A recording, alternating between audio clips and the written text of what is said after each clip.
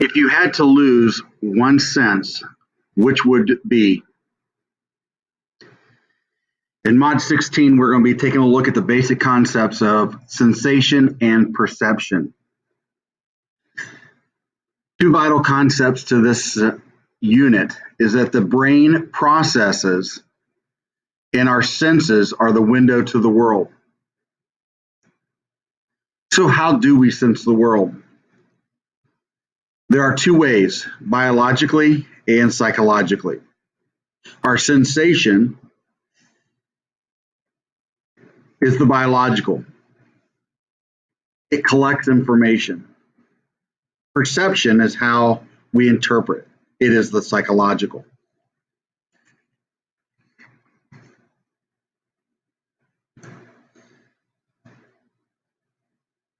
So the process by which our sensory receptors receive that information, which we've talked about, it presents a stimulus of energy, which we've talked about through the neural process of sending neuron to neuron communication to the brain.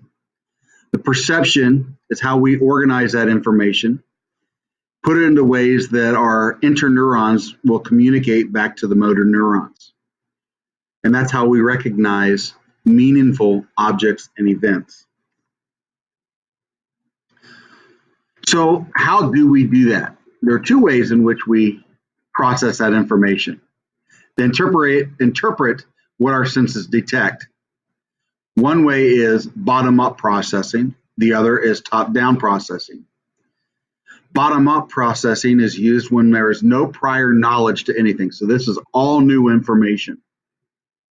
Top-down processing is when we have prior knowledge and our association areas in our brain connect the new information with our stored memory so that we understand it.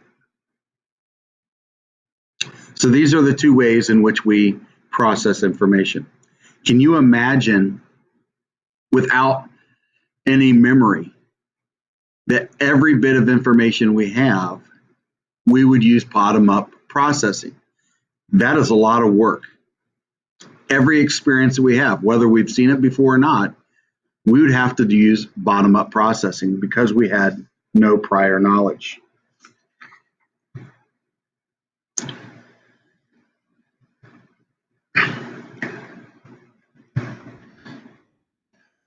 So our conscious awareness focuses on limited aspects of all of our experiences. Our senses take in about 11 million bits of information every second, but we only process about 40.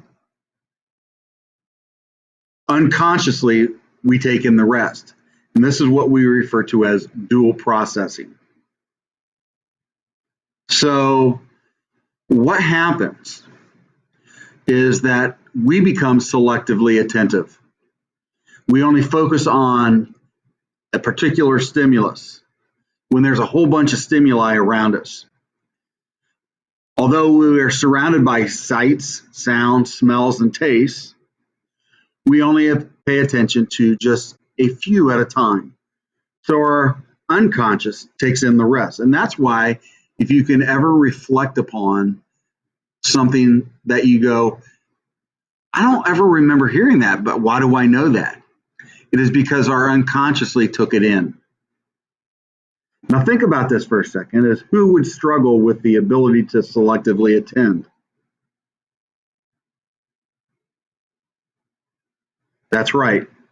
People who struggle with attention deficit disorder. They have the inability to filter all the different stimuli and attend to one stimuli. And so therefore they have a hard time focusing, let's say on a task or in class or whatever.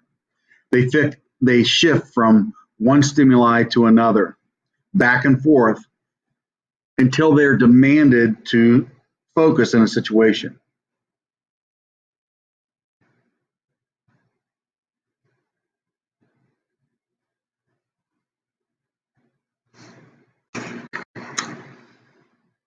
%80 of all accidents to distractions are due to distractions. And this is why there are risks while we drive and multitask. Did you know that if you're on your cell phone while you drive, you're 4 times more likely to get into an accident? Do you know that when you have passengers in your car, you're almost 2 times more likely to get in a car accident? And if you are texting, you're 23 times more likely to get in a car accident.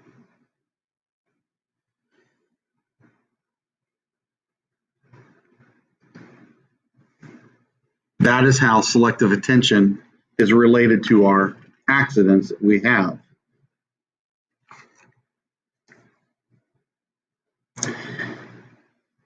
All right, there's also something that we call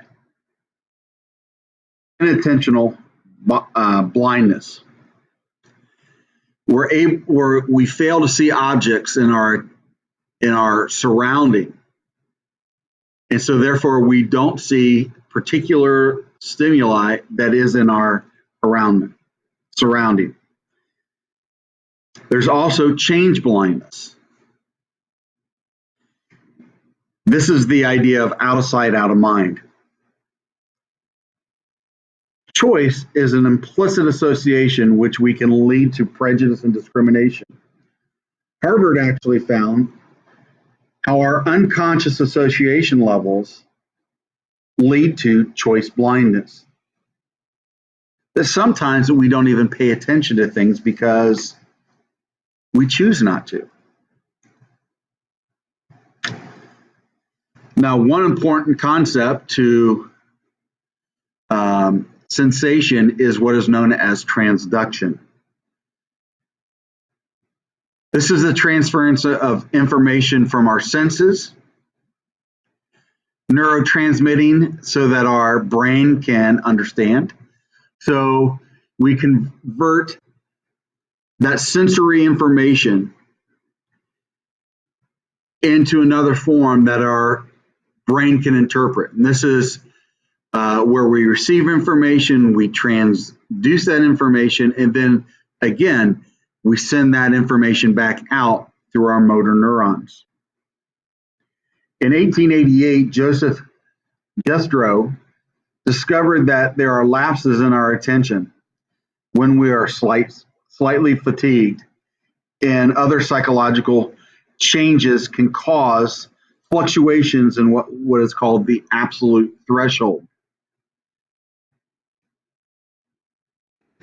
What does that mean? There is a study in relationship between the physical characteristics of stimuli, such as intensity, and our psychological experience of them. At the present, we are hit with X-rays, radio waves, ultraviolet and infrared light, sound waves we're not even aware of.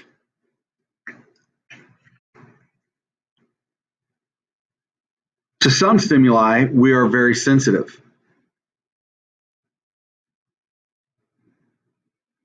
Absolute threshold is that minimum amount of stimulation that is needed to detect 50% of the time. And this varies with age. As we get older and we get into the elderly, we need, for example, louder noises in order to hear. Now, what makes up for the differences of sound? It's called the difference threshold, that there's a minimum difference between two stimuli that is required for us to detect 50% of the time. And this is termed as the just noticeable difference, or JND. Detecting a weak stimuli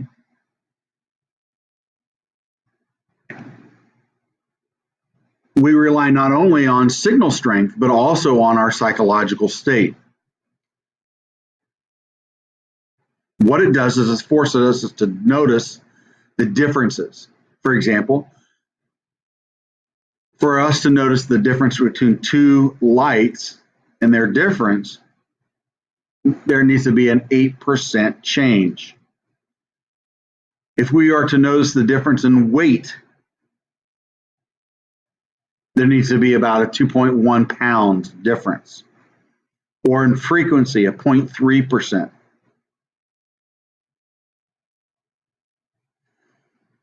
So what happens, for example,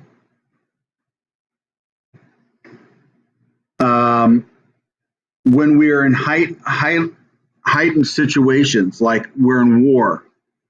And let me go back to the previous slide. Our senses are heightened and more acute.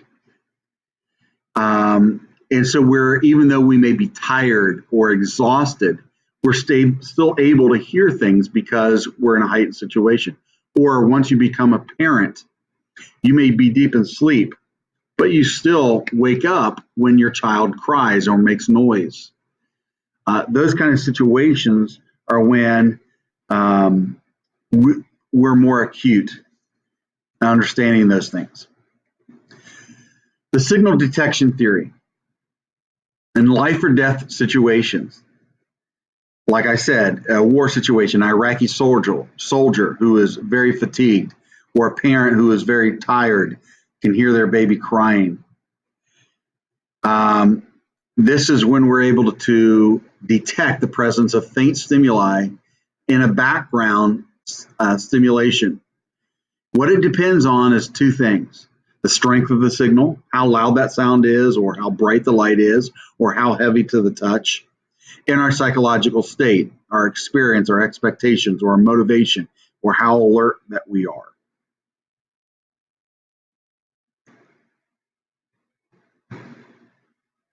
We seek to understand how we react differently as circumstances change. And this is something that they do studies on.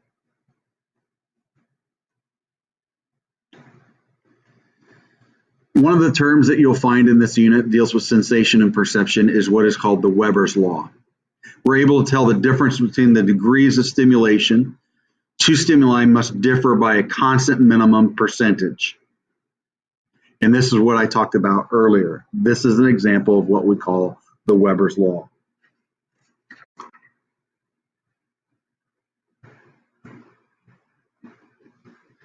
I know you guys watch a lot of Disney. Well, let's step back here for a second.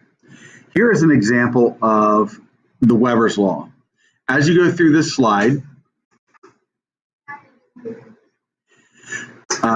notice the difference in the text of this word.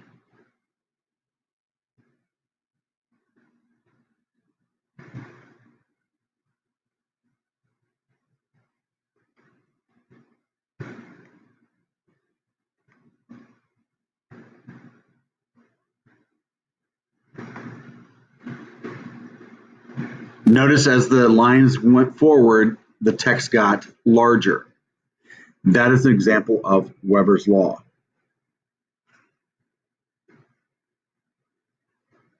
All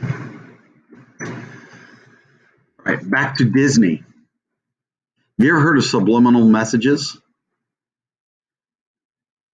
Disney has been known in many of their movies to have subliminal messages or messages that are not detected.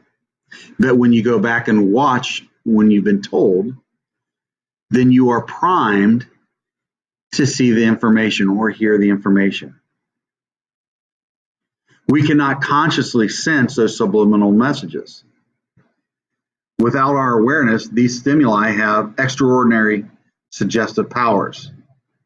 We can sense stimuli below our absolute threshold. We do that through priming.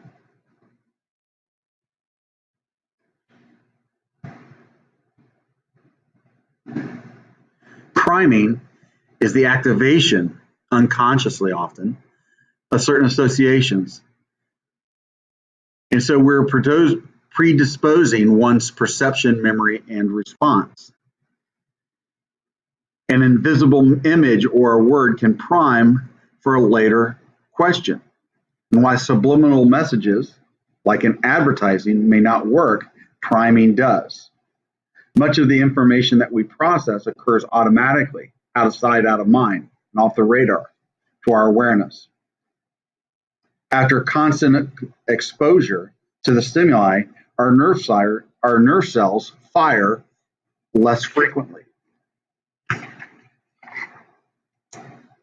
Tomorrow, I'll show you examples of all these concepts that we've talked about.